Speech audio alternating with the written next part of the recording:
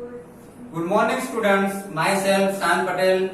Today we are going to start part 3 of chapter number 10, respiration in organism. जैसे कि बच्चों हमारा chapter number 10 चल रहा है रेस्पिरेशन इन ऑर्गेनिज्म। अब तक हमने इसके दो पार्ट समझे, दो वीडियो समझे, part 1 and part 2।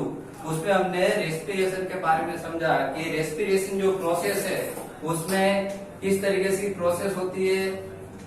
First part में हमने समझा था कि रेस्पिरेशन की जो प्रोसेस है उसमें सबसे पहले तो हम जो ब्रीथिंग करते हैं, जब हम ब्रीथ करते हैं तब हमारे अंदर नोस्ट्रिल के थ्रू एयर हमारे अंदर जाती है जिसमें हम ऑक्सीजन लेते हैं ना, उस प्रोसेस को हम इनहेलेशन कहते हैं। लास्ट लेक्चर में पार्ट 2 में हमने समझा था कि जो ब्रीथिंग की जो प्रोसेस है उसमें इनहेलेशन एंड एक्सहेलेशन दोनों टाइप्स आते हैं। इनहेलेशन जो है उसमें हम ऑक्सीजन हमारे लंग्स में जाता है, लंग्स के थ्रू हमारे सब बॉडी पार्ट्स में ऑक्सीजन चला जाता है। तो हमारे जो बॉडी पार्ट जो है, जितने भी बॉडी पार्ट्स है उन सब में सेल्स आए हुए हैं। वो सेल्स में जो ऑक्सीजन है सभी सेल्स में पहुंच जाता है। समझ में आ रहा है? तो इस तरीके से ऑक्सीजन जो है जब हमारी बॉडी के अंदर इन होता है उसको इनहेलेशन कहते हैं। उसके बाद जब हमारी बॉडी में से जब एयर रिलीज होती है उस टाइम पे कार्बन डाइऑक्साइड हमारी सब बॉडी पार्ट्स में से कार्बन डाइऑक्साइड जो है हमारी बॉडी में से बाहर निकल जाता है। उस प्रोसेस को हम एक्सहेलेशन कहते थे।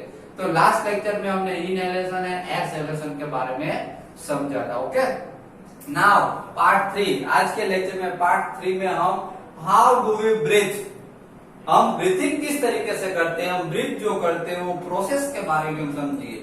यहाँ पे हमको एक मस्त फिगर ड्रॉ करके दिखाई गई। देखिए यहाँ पे फिगर दिख रही है आपको। ये फिगर में पूरी ब्रीथिंग की प्रोसेस है। यहाँ पे एक human being, human respiratory system, यहाँ पे पूरी ह्यूमन रेस्पिरेटरी सिस्टम दिखाई गई है कि ह्यूमन जो है वो सबसे पहले यहाँ से नोज से नोस्ट्रिल से वो क्या करेगा, ब्रीथिंग करेगा। इसको नजल पैसेज बोलते हैं। क्या बोलते हैं? Nasal passage. तो नजल पैसेज के थ्रू जब वो ब्रीथ करता है तो ऑक्सीजन है यहाँ से अंदर जाता है एयर के थ्रू, है ना। एयर जब हमारी बॉडी के अंदर इन होती है उसके साथ ऑक्सीजन इन होता है। तो यहाँ नजल केविटी से स्टार्ट होता है। बाद में यहाँ पे देखिए, यहाँ पे एरो करके दिखाया गया। ये जो आपको दिख रहा है वो ओरल केविटी है। यहाँ पे पेंड्रिक्स, उसके बाद ट्रेचिया, ये जो पाइप आपको दिख रही है उसको ट्रेचिया कहा जाता है। उसके बाद यहाँ पे आपको रेड कलर के यहाँ पे दो पार्ट दिख रहे हैं, यहाँ पे रेड है ब्लैक। ये दोनों जो पार्ट्स है वो लंग्स है। आपको पता ही है कि हमारी बॉडी में दो लंग्स होते हैं। वो लंग्स यहाँ पे दिखाई गए। जो ऑक्सीजन जब मील होता है तब यहाँ पे लंग्स में जाता है। और लंग्स में बच्चों, लंग्स जो है उसके अराउंड रिब्स आई हुई है। क्या है? वो होता है रिब्स। ये आपको दिख रहा है, ये जो वेसल्स जैसा दिख रहा है आपको व्हाइट व्हाइट कलर का, वो रिब्स है। समझ में आ रहा है? और ये जो पूरे जो लंग्स होते हैं वो डायग्राम में फिक्स होते हैं। ओके, देन अभी हमें पूरी प्रोसेस जो है ह्यूमन रेस्पिरेटर की जो पूरी प्रोसेस जो है, पूरी जो सिस्टम है, रेस्पिरेशन सिस्टम किस तरीके से होती है, किस तरीके से ह्यूमन जो होते हैं, जो हम है बराबर, वो किस तरीके से ब्रीथ करते हैं, वो पूरी प्रोसेस के बारे में डिटेल में समझेंगे। Okay, see here, normally we take in air through our nostrils. बच्चों यहाँ पे ऐसा बताया गया है कि नॉर्मली जब हम ब्रीथ करते हैं, आपको पता है कि हम जो ब्रीथ करते हैं कहां से ब्रीथ करते हैं? हमारे नोज से, है ना। लेकिन नोज से ब्रीथ तो करते हैं, लेकिन जो नोज जो है वो नोस्ट्रिल से, ये हमारा पूरा नोज है बराबर, उसमें दो हमारे नोज में जो दो नोस्ट्रिल्स है, दो होल है, उसको नोस्ट्रिल्स कहा जाता है। तो हम जब ब्रीथ करते हैं तब जो एयर है हमारे नोस्ट्रिल्स के थ्रू हमारी बॉडी के अंदर जाती है। ओके, तो उस टाइम पे ऑक्सीजन हमारी बॉडी के अंदर इन होता है। Then when we inhale air it passes through our nostrils into the nasal cavity। यहाँ पे ऐसा बताया कि जब हम इनहेल, एयर जब हम इनहेल करते हैं, जैसे कि मैंने ब्रीथ किया तो एयर जो है मेरी बॉडी के अंदर इनहेल हुई। समझ में आ रहा है? जब एयर हम इनहेल करते हैं तब क्या होता है, passes through the nostrils into the nozzle cavity. मेरे नोस्ट्रिल्स में से, दो नोस्ट्रिल्स में से वो पास होती है, यहाँ पे नोस्ट्रिल से, यहाँ से वो पास होगी, ये पूरी नोजल कैविटी जो है, ये नोजल कैविटी है, नोजल कैविटी में से वो नीचे की ओर जाएगी। The air reaches our lungs through the windpipe, और नोजल कैविटी के थ्रू ये जो एयर है वो विंड पाइप तक, कोई लंग्स के थ्रू, यहाँ पे लंग्स से जाएगी, यहाँ पे विंड पाइप के थ्रू वो यहाँ पर लंग्स तक पहुंच जाएगी। समझ में आ रहा है? पूरी प्रोसेस आपको समझ में आई?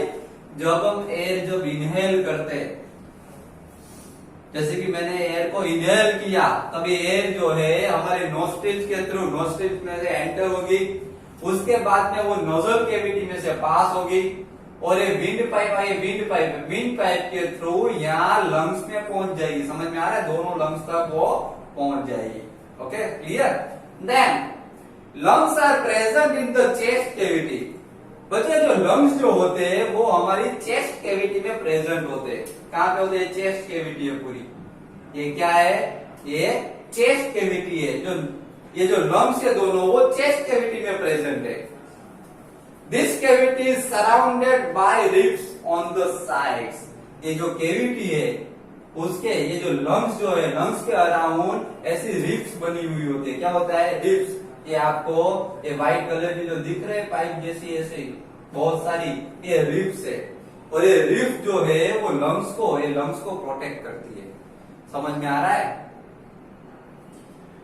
कौन लंग्स को कौन प्रोटेक्ट करती है? जो रिब्स, ये पूरा रिब केज बना हुआ होता है। ये रिब जो है दोनों लंग्स में होती है, पूरा रिब केज बना होता है। रिब केज के अंदर ये हमारे लंग्स होते हैं, और रिब केज के थ्रू हमारे लंग्स जो है वो प्रोटेक्ट होते हैं। आ रहा है समझ में? ओके, देन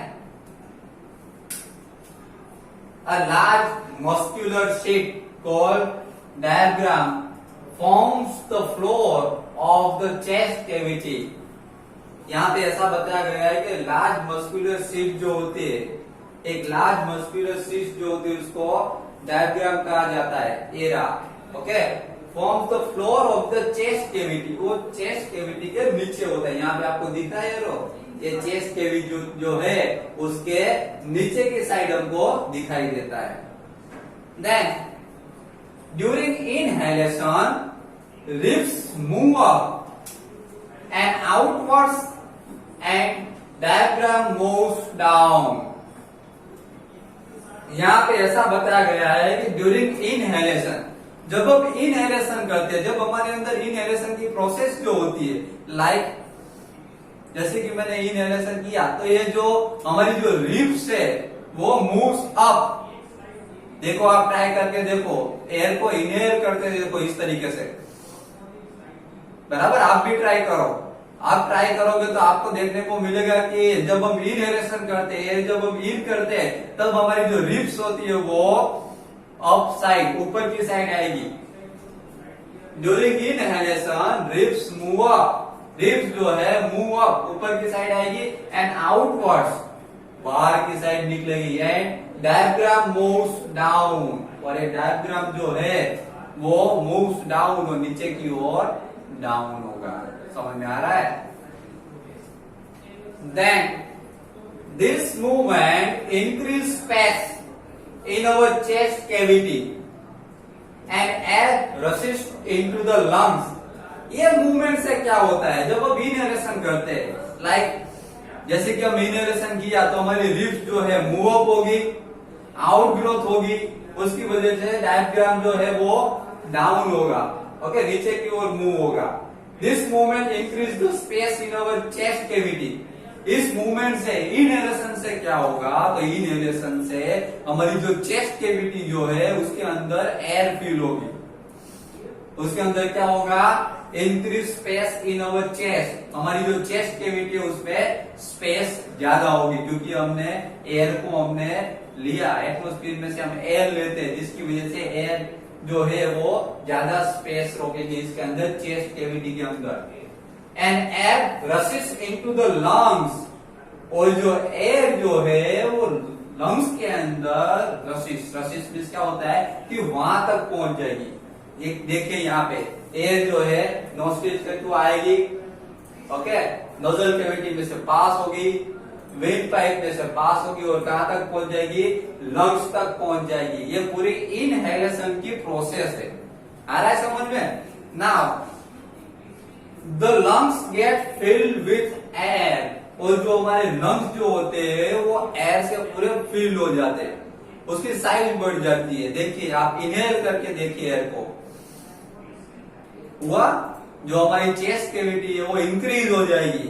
क्योंकि इंक्रीज किस वजह से होती है कि जो एयर जो है वो हमारे लंग्स में पहुंच जाती है, पूरे लंग्स को फिल कर देती है एयर से। इसकी वजह से हमारी जो चेस्ट कैविटी है वो उसकी साइज इंक्रीज हो जाती है। समझ में आ रहा है? रिब्स जो है वो मूव अप होती है। क्लियर? तो ये है पूरी इनहेलेशन की प्रोसेस। Okay, now exhalation. अभी एक्सहेलेशन के बारे में समझेंगे। देखिए, during exhalation ribs move down and inwards. देखिए यहाँ पे क्या बताएगा, यहाँ पे एक्सहेलेशन में पूरा उल्टा है। एक्सहेलेशन का मतलब होता है कि हाँ एयर को रिलीज करना। हमने जो इनहेलेशन में जो एयर हमारी बॉडी के अंदर लंग्स के अंदर गई है वो एयर को एक्सहेलेशन के दौरान उसको जो एनर्जी रिलीज होगी। समझ में आ रहा है? फूड जो ब्रेक डाउन हो जाएगा, बाद में जो एनर्जी रिलीज जो होती है, मैंने आपको पहले ही लेक्चर में समझाया था कि जब हम ब्रीथ करते हैं, जब इनहेलेशन करते हैं तब ऑक्सीजन हमारी बॉडी के अंदर जाता है। ऑक्सीजन हमारी बॉडी के अंदर जाके सभी पार्ट्स में जो सेल्स जो होते हैं वहां पहुंच जाता है और सेल्स में जाके वो फूड को ब्रेक डाउन करता है। उस टाइम पे एनर्जी रिलीज होती है। समझ में आ रहा है? और जो वो एनर्जी जो रिलीज होती है वही एनर्जी जब हम एक्सहेलेशन करते हैं तब वो बाहर निकलती है। कौन से फॉर्म में? कार्बन डाइऑक्साइड के फॉर्म में वो बाहर निकलती है ना। Okay, so during exhalation ribs move down.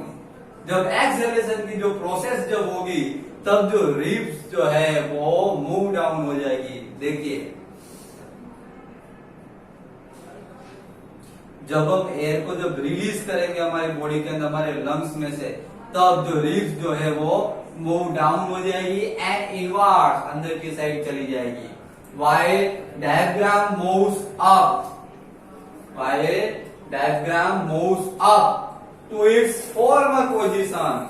और ये जो डायफ्राम है जो है वो अपने नॉर्मल पोजीशन में पहले जब था, जब इनहेलेशन नहीं किया तब जब नॉर्मल पोजीशन में था उस पोजीशन में आ जाएगा। समझ में आया?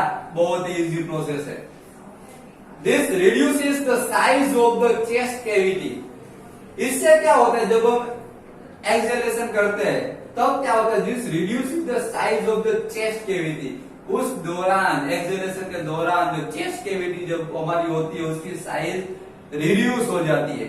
जब इनहेलेशन करते हैं तब जो चेस्ट कैविटी हमारी है उसकी साइज इंक्रीज हो जाती है, लाइक दिस। इंक्रीज हो गई।